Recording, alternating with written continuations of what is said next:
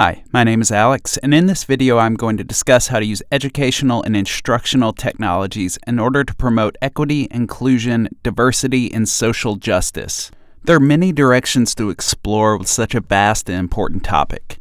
In the interest of clarity and brevity, we're going to focus on the following learning outcomes.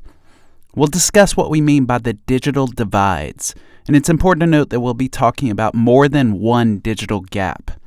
We'll then focus on how educational and instructional technology does not always ensure equitable and inclusive outcomes. By doing so, we'll hopefully lay the foundation for providing ideas on how to promote equity, inclusion, diversity, and social justice through educational technology. But first, let's talk briefly about the concept of social justice. I'm not going to try to provide definitions of all the important concepts we're talking about today, things like equity, inclusion, and diversity. But I think it's important to explicitly spell out what we mean by social justice and what role educators have to play in promoting it. In discussing the role that e-learning and open universities have to play in promoting social justice, Alan Tate framed the concept in this way. At core is a commitment to equality of human beings, the development of programs of activity to deliver inclusion of the great majority in the benefits of society.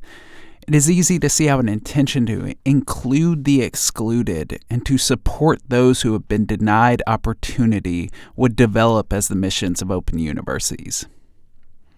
While we're not going to spend a great deal of time discussing open universities, I think this definition works for our purposes. An intention to include the excluded and to support those who have been denied opportunity will inform the rest of this presentation, and it's easy to see how that fits into ideas of equity, inclusion, and diversity. One of the central themes of this video is that if we are to promote social justice, equity, inclusion, and diversity through the use of educational technology, that we'll have to bridge the digital divides. So what are the digital divides? The first one that we'll discuss, the most well-known divide, is the gap between those able to benefit from the internet and those who are not. Students from rural and poorer communities may simply not have the same access to the internet and technology as more affluent students do. An organization like Tech Goes Home, which provides technology and technology education to underserved groups, estimates that 47 million Americans have no access to a computer or the internet at home. This is the first digital divide. Justin Reich and Mizuko Ito defined it as follows. The first digital divide is of access. Who can get devices, software, connectivity, and other technology resources? This is probably the most basic problem for educational technologists and instructors that want to use technology. If we are to incorporate technology into our instruction, how do we make sure that all students have equitable access to those technologies? It's a problem that has been amplified by the COVID crisis and the rise of online and blended learning. There has, however, been some progress made on that front.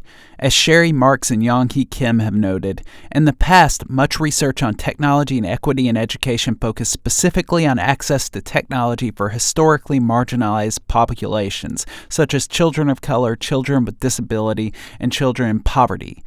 The current ubiquity of technology has promoted broadening user demographics, alleviating some concerns about equitable access to technology as a tool.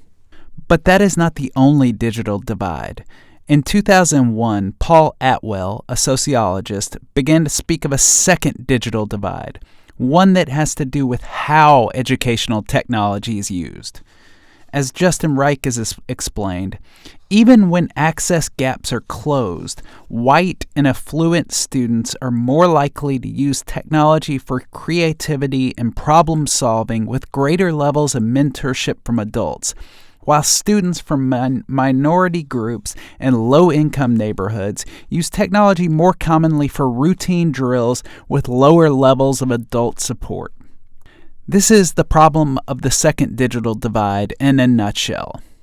Less affluent students, or students that are not in advanced track classes, tend to be given technology-based tasks that are more mechanistic and teacher-focused than their more affluent or advanced track students. For example, there is evidence to show that in more advanced track or affluent classrooms, wikis are used in a more collaborative and creative way than in less affluent schools.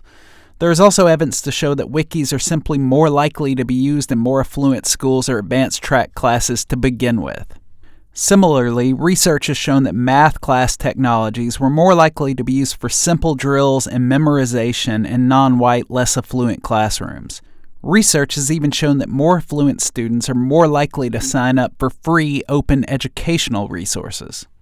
In short, there seems to be evidence that teachers with more affluent students or advanced track students use technology in a different way. They tend to employ technology in a more student-centered, creativity-focused method.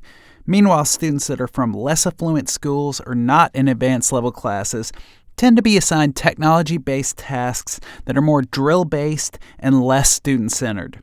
Which brings us to the question, why? It's hard to boil this down to a few bullet points, but we'll try. First, a lack of resources. A professor at the University of Alabama has access to trained instructional designers, whereas an instructor at a small community college might have no additional assistance. Second, there could be a lack of understanding of the cultural context and backgrounds of underserved groups. And finally, there's reason to believe that conscious or unconscious bias could play a role. If it's true that technology is being taught and used in different ways in classrooms full of affluent or advanced track students, then it's logical to think that conscious or unconscious bias about the capabilities of non-white and poorer students could be a factor in how educational technology is deployed. So what can we, as educational technologists and instructors, do about this? How can we overcome these digital divides and in turn promote social justice, equity, inclusion, and diversity via the use of technology? When it comes to the first digital divide and a lack of access to technology, it's important to remember that context counts. A high school history teacher is going to have fewer options for providing large-scale access to technology than a county school superintendent or an associate dean. However, even the high school history teacher might be able to make technologies available before class or after class or via the library. Large-scale initiatives should show awareness of the local environment and cultural context, and also try to involve entire families if possible. For example, the Tech Goes Home program in Boston provides technology and technology education for entire families, not just the student.